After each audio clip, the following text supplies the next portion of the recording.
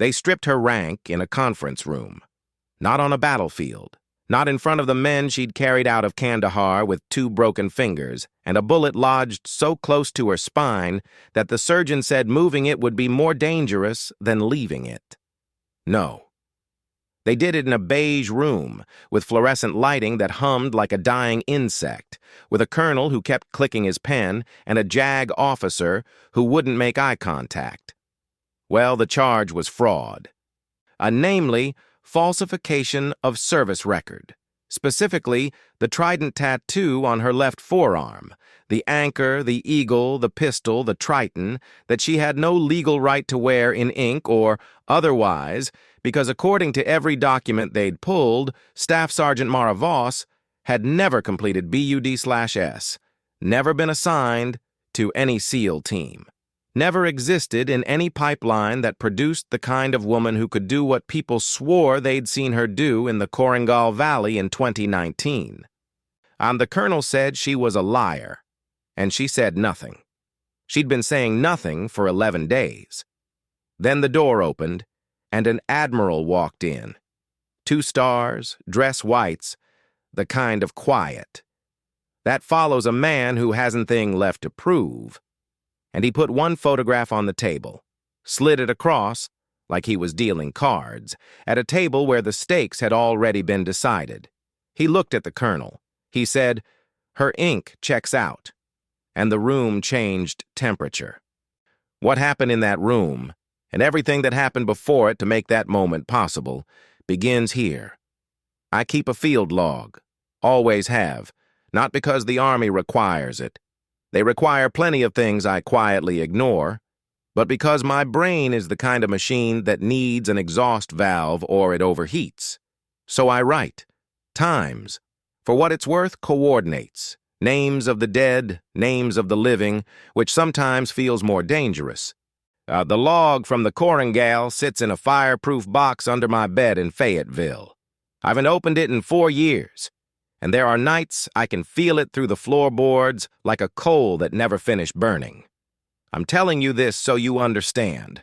I'm not a man who misremembers. I think I was there. I logged it. Which October 2019? Honestly, FOB blessing, Kunar Province. We'd been running interdiction ops for 6 days with no sleep. That counted, to be honest. Surviving on MRE coffee and the particular flavor of spite that keeps soldiers functional when everything else runs out.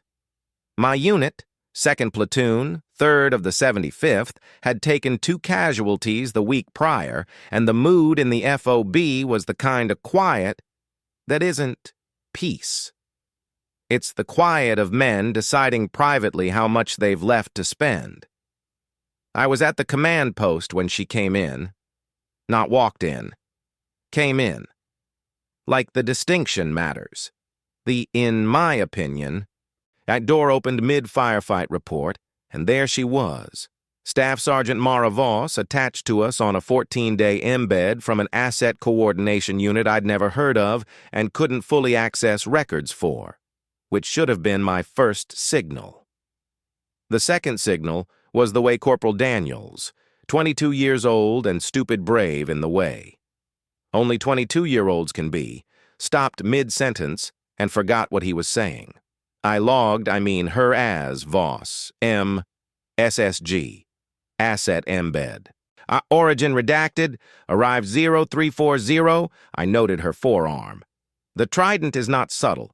You don't tattoo the SEAL insignia on your arm and expect people not to clock it. I clocked it. I filed it under not my problem yet and went back to the map. Not my problem, yet lasted approximately 16 hours. The ambush came, from the northern ridge at dusk. 3 of our, guys were forward on a supply check. Reyes, Kowalski, and a kid named Brandt, whose wife had just had a girl they'd already named Sophie, when the hillside opened up, not metaphorically. An RPG hit the ridge wall above them, and the rock face came down like it had somewhere to be. I heard it from the post. A sound like God clearing his throat, which then the radio went dead. Protocol said wait for secondary comms. Assess well. Do not commit assets to a hot exfil without air support confirmed. And Protocol was still talking when Voss grabbed a rifle and walked out the door. Not ran. Walked. Plus, like she was going to check the mail. I followed, kind of. Not because I'm brave, but because I'm the one with the log, and if she was going to get my men killed by freelancing, I needed to be there to document the sequence. I tell myself that. Plus, some nights I almost believe it.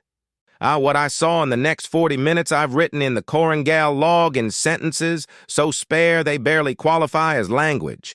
Because there was no version of what I was watching that my vocabulary was built for. She moved wrong. That's the only way I can explain it. Not wrong, like untrained. Wrong, like she operated from a physics slightly adjacent to everyone else's, as if she'd had a conversation with gravity that the rest of us weren't invited to.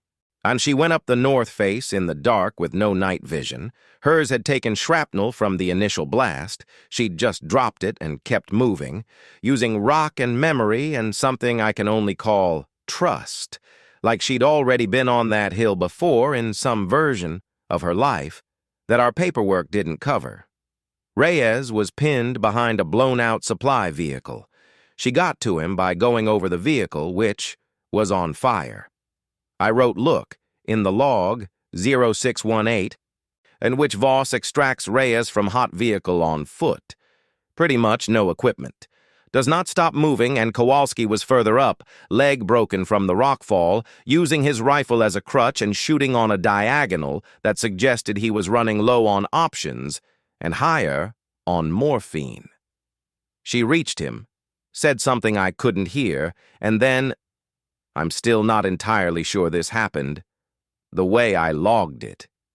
She took the rifle from his hands, handed him a tourniquet to deal with himself.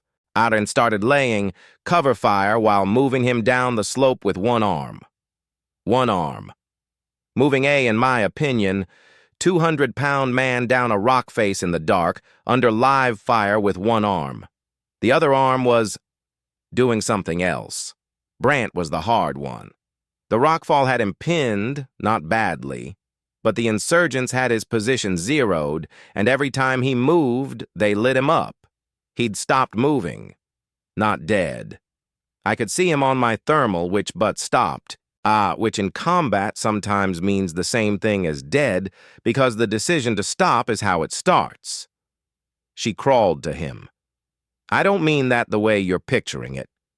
She went flat on a surface that was offering approximately zero cover, and she moved across 40 meters of open hillside on her elbows, with rounds kicking up dirt around her in patterns that looked personal.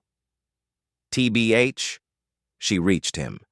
She put her mouth next to his ear. I don't know what she said. He started moving. That's all I know. That's all I logged.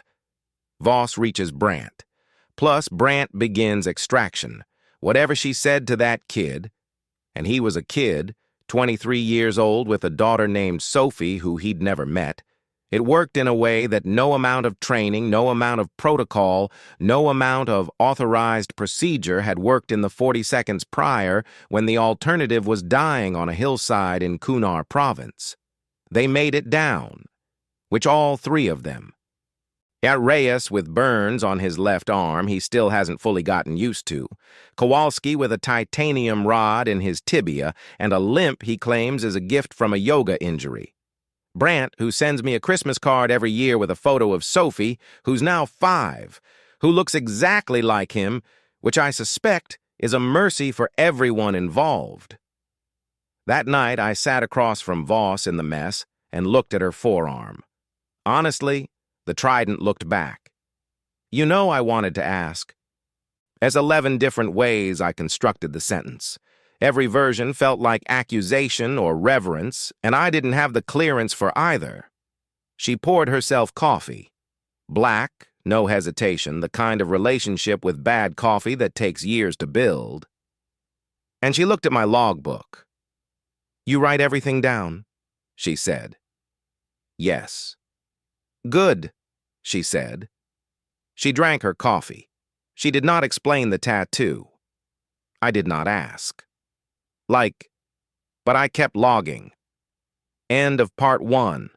The investigation started 14 months later, which tells you something about the Army's relationship with urgency. It started because of a photograph. Not mine. Someone else's. A journalist in bed from a magazine that specialized in the aesthetically lit portrait of American soldiers looking stoic against desert backdrops, the kind of work that wins awards in rooms where nobody has been anywhere near a desert.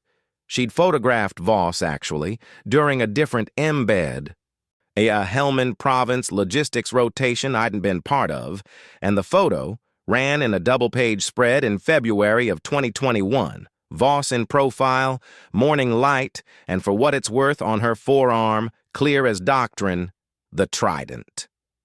The letter started arriving at me, JAG, within a week.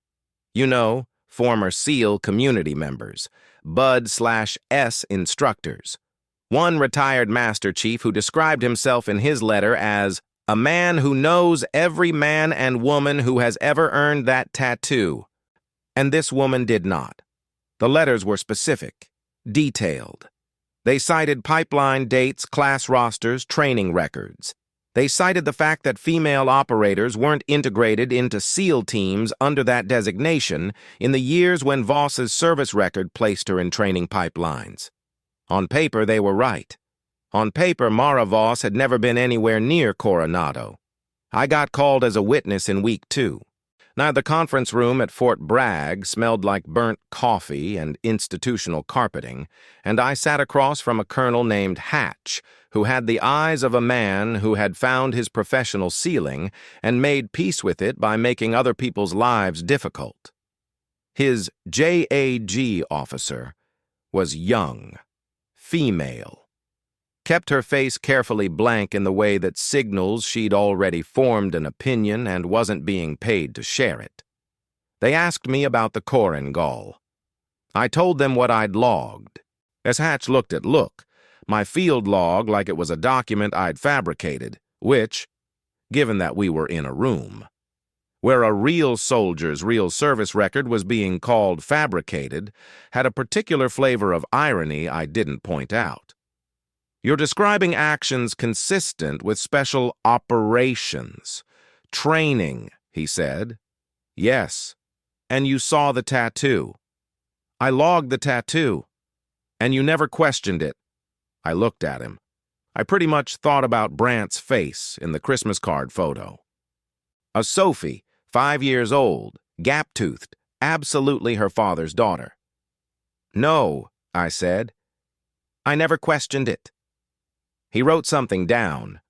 Look, I didn't ask what. Voss, for her to be fair, said nothing. I mean that in the literal, precise, documented sense. She exercised her right to remain silent from the first day of the investigation through day 11. No statement, no defense, no explanation of the tattoo, the training record gaps, the classified assignment history that JAG kept running into like a wall every time they tried to pull thread on her service after 2016. I mean, I visited her once. Look, not officially. I signed in under a pretextual administrative review, which is the kind of thing that gets you a talking to if anyone notices and a commendation if it turns out to matter. She was to be fair, in a holding room that smelled like industrial cleaner and bad decisions. She was doing push-ups. Not the desperate. A burning off anxiety kind. Slow ones. Counting under her breath, like she had somewhere to be and the push-ups were just how she marked time until she got there. Actually, I sat down. She kept counting. Plus, well, they're going to strip your rank, I said. I know, she said. Hatch is building a case around the pipeline dates. They found 3 different SEAL instructors willing to testify you weren't in any class. They ran. I know. I watched her, slow, steady, down and up and down. Hi, is there anything sort of... You want me to... Write it down, she said. I always write it down. All of it, she said. Whatever happens in that room, and write it down. She didn't look at me when she said it. Eyes forward for what it's worth, arms bending, the trident visible every time her left wrist flexed against the floor. I wrote it down. Which day 11? The conference room. Hatch, to be fair, with his clicking pen. The JAG officer with her careful blankness. Then 2 additional colonels I'dn't seen before, which meant this had gone up the chain in a direction nobody was advertising. They'd brought Voss in without her rank insignia. She sat at the table like the table was hers. Hatch was mid-sentence, something about falsification, fraudulent representation, conduct unbecoming, when the door opened. Rear Admiral Dale Corvin, USN, retired, walked in. 2 stars, dress whites, and a face that had been left outside in weather for several decades and had arrived at a conclusion about itself. He didn't apologize for the interruption. He put a manila folder on the table, slid it to the center without drama. Then he reached into his breast pocket and produced a single photograph, 4x6, slightly worn at the corner, the kind of photo that has been handled with frequency. And he placed it on top of the folder. In the pretty much photo, a BUD/S graduation. Class 347, 300. Had 6 rows of men and women in dress uniform, identifiable by number, logged against a roster.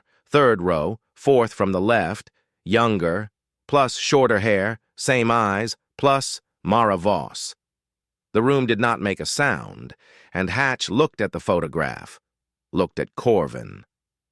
Opened his mouth. Corvin said, "Her ink checks out." He said it the way you say something that has already happened and whose happening cannot be undone by the feelings of the men currently sitting in the room. Factual. Anterior. Done. Then he opened the manila folder. Class 347 was experimental, he said, which Joint Integration Assessment, authorized under a program that was classified until approximately 40 days ago when I personally requested its declassification for purposes that are now in front of you. He looked around the table. Staff Sergeant Voss, in my opinion, completed BUD/S, Hell Week, and advanced qualifications under this program. Her record was sealed at her own request, at her own risk, because she understood that operating under documented SEAL status would compromise ongoing asset relationships she was maintaining in theater. He paused. She chose to eat the accusation rather than burn. Her network. The clicking pen had stopped. 3 people she was protecting, Corvin continued, are currently providing intelligence that is active, ongoing, and material to operations I'm not authorized to name in this room. He picked up the photograph. He looked at Hatch. She said nothing for 11 days, he said, to protect assets who are, as of this morning, still alive. I wrote all of it down. The time Hatch's pen stopped clicking, 1047, plus the time Voss's rank insignia was returned to her, 1203. The time she walked out of the building, 1211. I caught up, I think, to her in the parking lot. She was standing in the November cold, face tilted up, eyes closed, not crying, not victorious, just breathing like she was counting the breaths. I'd like she had somewhere to be, and this was how she marked time. You knew Corvin would. Come, I said. She opened her eyes. Plus, I knew what I'd done, she said. That's not the same thing. She looked at the sky. The light was flat and gray and going. The 3 assets, I said. Are they? Write something else down, she said. She walked, actually, to her car. I stood in the parking lot with my log and my pen and the specific kind of cold that gets into the joints and stays. I wrote 1214. Voss departs. Assets. Status unknown. Program. Classification lifted. What she protected, still running. I closed the log. I did not open it again for a long time.